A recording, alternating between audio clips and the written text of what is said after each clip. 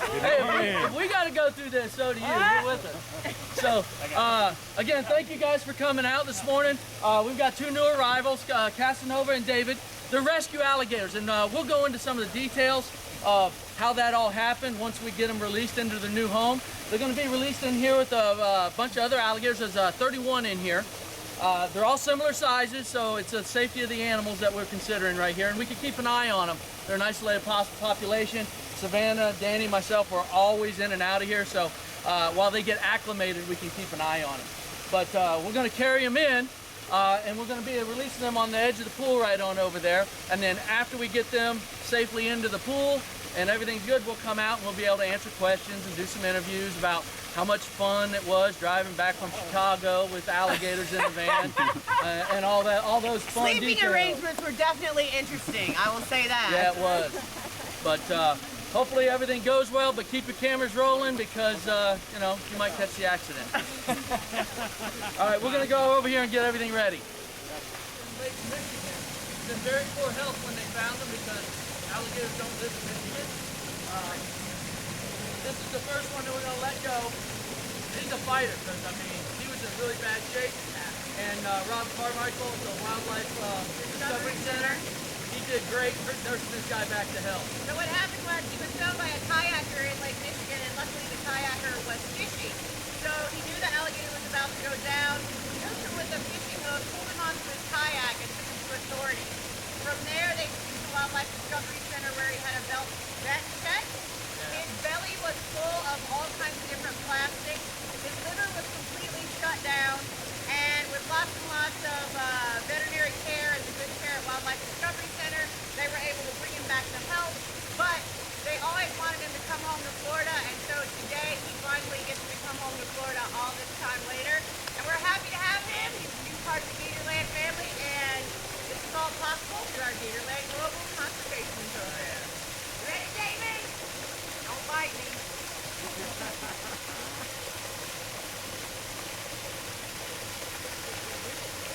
Go get him, David.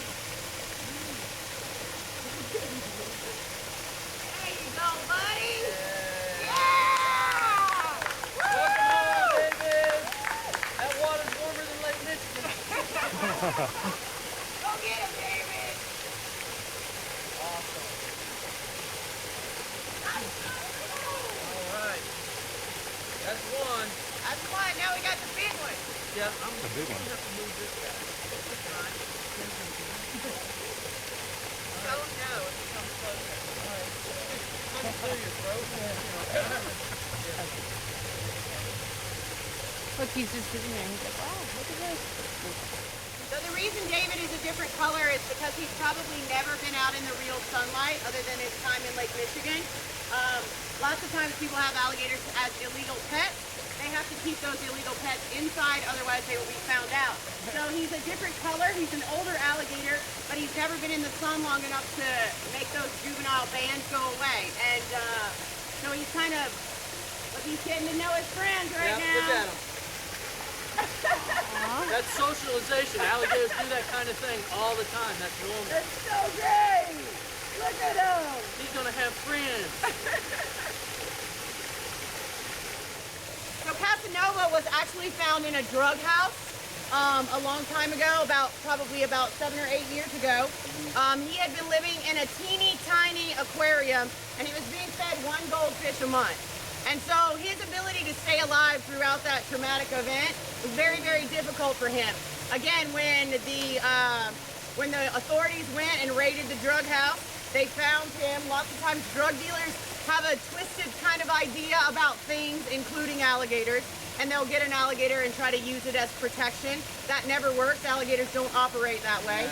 And so he was given by the authorities to Wildlife Discovery Center in very poor health. He had been living there for a long time. He got really big. Now he's big and healthy, and we can release him and he can meet his friends here at Gatorland and live out the rest of his days in the Florida sunshine. Now Casanova is coming of breeding size.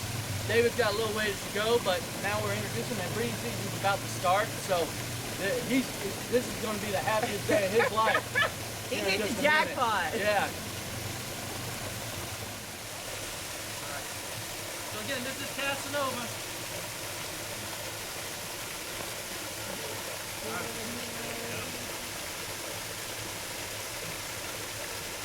him, buddy. Good job. Good job, Casanova. So exciting. Yeah, he's gonna love that. This is probably the biggest water they've ever been in their lives. Right, and warmer.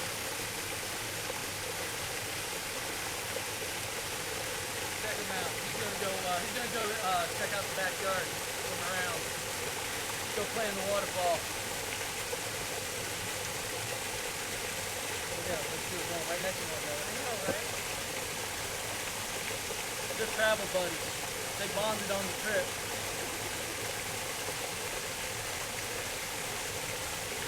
I wonder how many times they said to each other, "What's going on?" Right.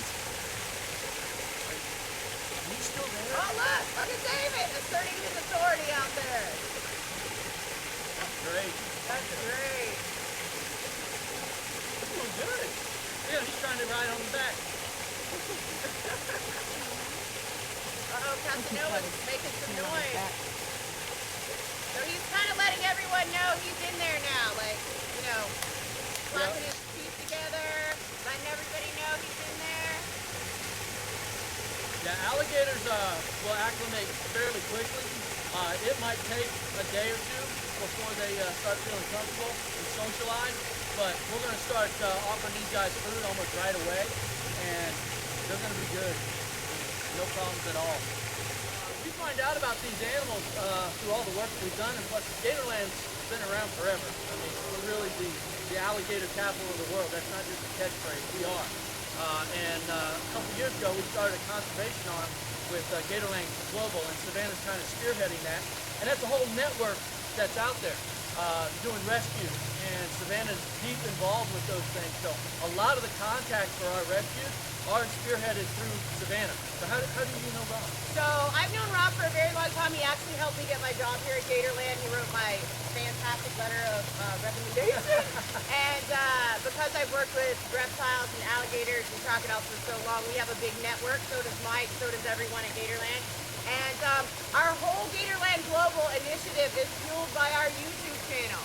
The YouTube channel is Gatorland Vlog, and for the revenue that comes into there, 100% of that goes to like fund the trip that we just took all the way up to Michigan to get these guys down here so that they can live out their lives. I just got back from Jamaica where I did some crocodile work at a sanctuary over there, and our YouTube channel funded that trip as well. So if you want to get involved in conservation and you really don't know how, you can do it just by watching our videos. We really do appreciate that because it gives us the financial assets that we need to go and do things like we just did today.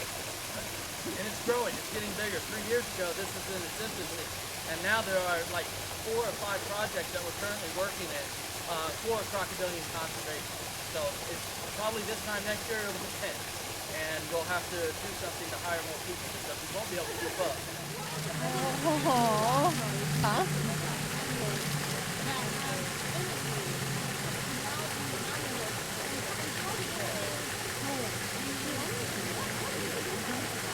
So, you know, these animals right here, other than their time at Wildlife Discovery Center, they probably didn't have the greatest life. I'm sure they were purchased as babies.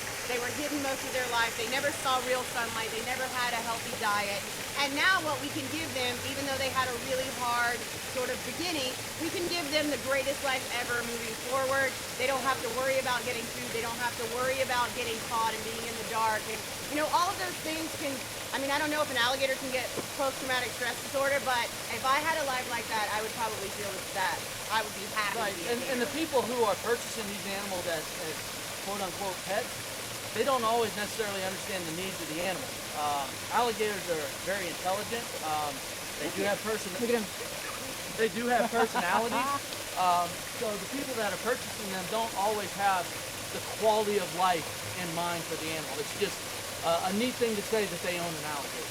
So, And once that tagline goes away, then you're left with the alligator that is still in that situation. So for us to be able to go out and save these animals that are in situations like that, it's great. so will they start to grow, or because of their ages, have they grown as big as they'll get? No. Well, it depends, really. Yeah, she asked, are they going to get bigger? Are they going to continue to grow? So there is some stunting that does happen with animals that are kept in enclosures that are too small. Luckily, these are younger alligators, but we won't know the full effect of this if they have stunting at all or what degree as we're feeding them and we see the time go by. Once we see he starts growing, putting on weight, getting longer quickly, then we have minimized that stunting.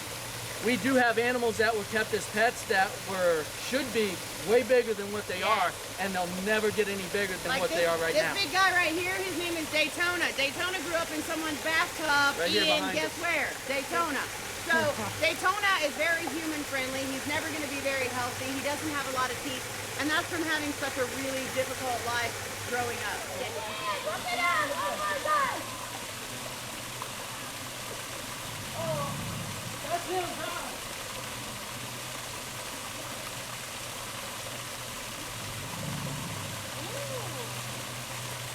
That's awesome.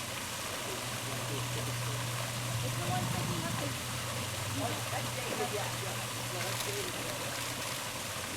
So see how the other alligators are responding? That's the sound that they haven't heard from him. So they're kind of curious and they're going over there. That was so cute! Oh my gosh, how happy is David? So David follows the script. We asked him to do that before we got in here. You know, speaks to our training that we do here every day.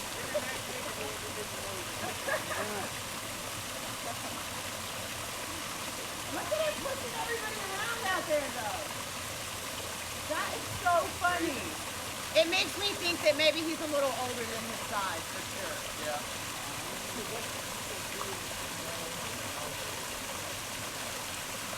You know, an alligator is being kept illegally